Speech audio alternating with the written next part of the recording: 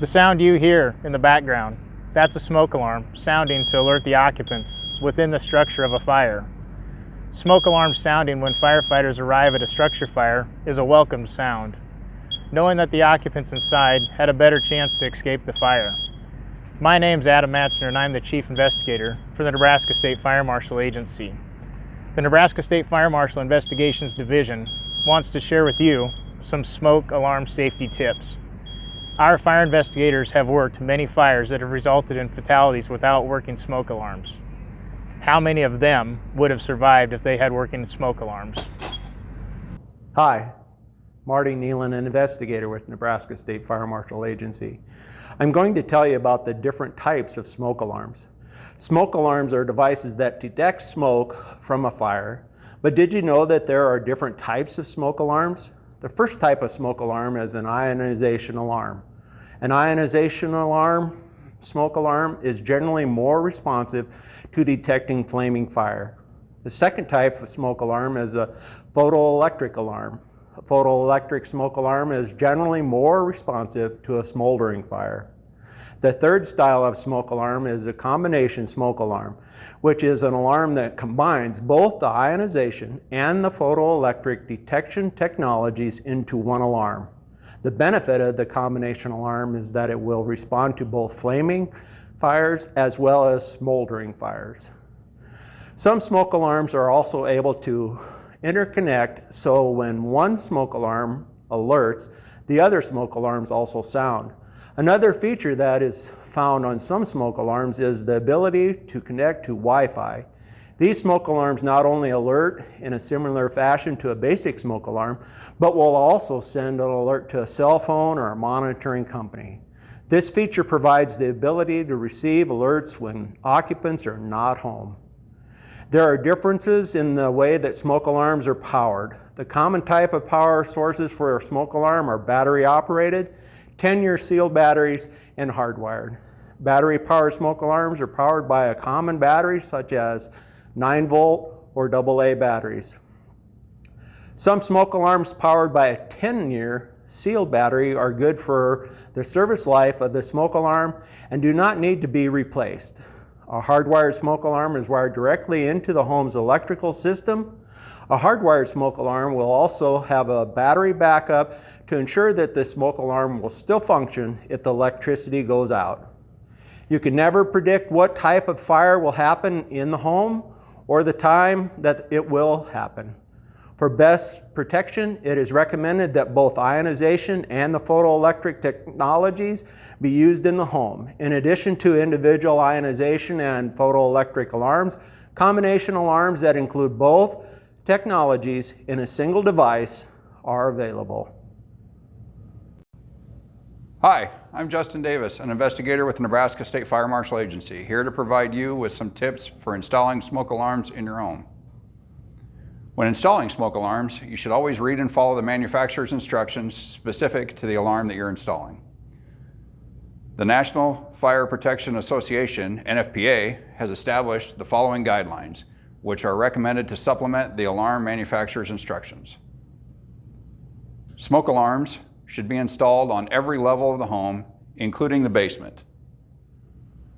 On levels with sleeping areas, alarms should be installed both inside and outside of each bedroom. On levels without sleeping areas, alarms should be installed in living, family rooms, common areas such as hallways, and near stairwells. In basements, smoke alarms should be installed on the ceiling near the stairwell to the upper level. In rooms with flat ceilings, alarms should be mounted to the ceiling. If that is not possible, high on a wall no more than 12 inches from the ceiling to the top of the detector. In rooms with a pitched ceiling, alarms should be mounted within 36 inches of the peak, but at least 4 inches from the peak to the top of the detector. Smoke alarm installation near windows, doors, heating and air conditioning vents, and ceiling fans should be avoided. A minimum of 36 inches is recommended from ceiling fans and vents to the alarm's location. It's also best to avoid rooms with high humidity, such as bathrooms, high exposure to dust, or extreme temperatures, such as attics or garages, or where placement would be within 10 feet of cooking equipment. Following these guidelines will ensure that the smoke alarms are installed in the optimal locations for early detection in the event of a fire. Hi, my name is Andrew Krackemeyer, an investigator with the Nebraska State Fire Marshal Agency.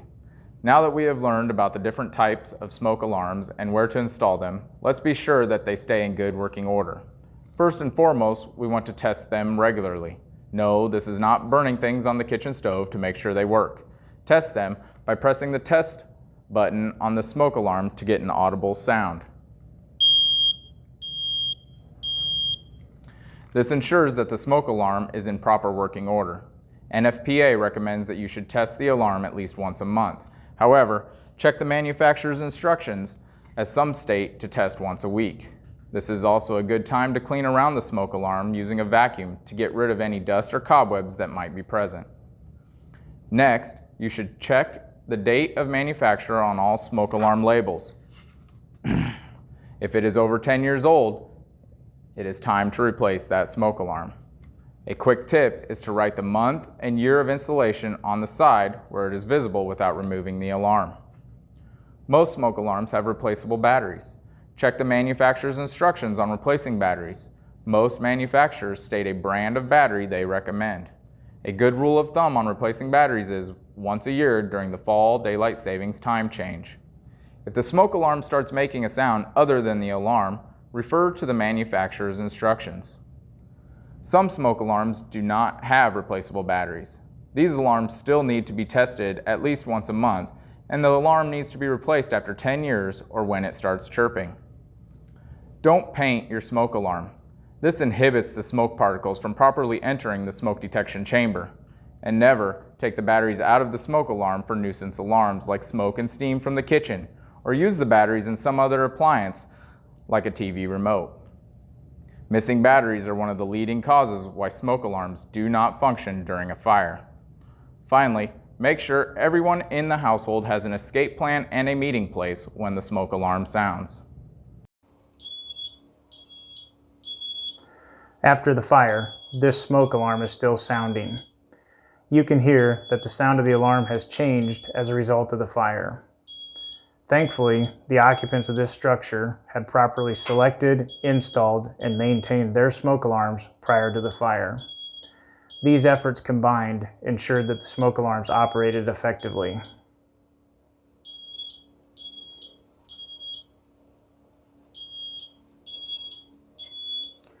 We encourage you to use the information in this video for the proper selection, installation, and maintenance of smoke alarms that best fit your living situation. The Nebraska State Fire Marshal Investigations Division recognize that working smoke alarms save lives. Please do your part to make sure your family has working smoke alarms.